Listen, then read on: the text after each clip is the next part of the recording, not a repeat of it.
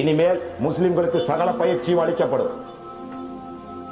ஆமா, தயவு செய்து தாய்மார்களே, பெற்றோர்களே, உங்கள் பிள்ளைகளை அல்லாஹ்வின் வழியிலே உகந்தவர்களாக்குகிறீர்கள் என்றால் சண்டை போட அவர்களை நான் கூப்பிடவில்லை. எங்கிட்ட அனுப்பிச்சு தயவு செஞ்சு ஒரு ட்ரைனிங் ஒரு 3 மாசம் கத்துக்க சொல்லுங்க. It is open fact. இது ஒன்னும் வன்முறை பேச்சு இல்ல. டிஃபென்ஸ்க்காக எல்லா சமூகமும் தன்னை தற்காத்துக் கொண்டிருக்கின்ற நிலையில் முஸ்லிம்களாகிய நாங்கள் இன்னும் தொப்பி போட்டு கேரத்தனமா சுத்த தயாராக. No no, we are militant group. We are living only for the cause of Allah.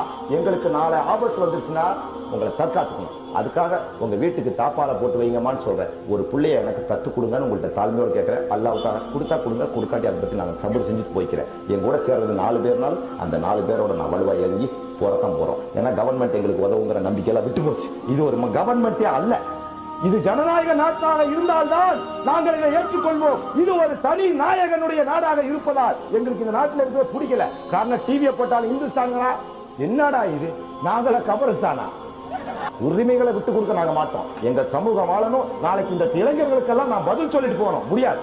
எந்த பெரியவன் எடுத்தாலும் சரி, சிலருக்கு பிடிக்கும், சிலருக்கு பிடிக்காது. என் சமூகத்தினுடைய எதிர்காலத்தை நான் நினைச்சு பாக்குறேன். அது நாளைக்கு ஊடு பூந்து வரைக்கும் போது யாருமே ஆதரவு?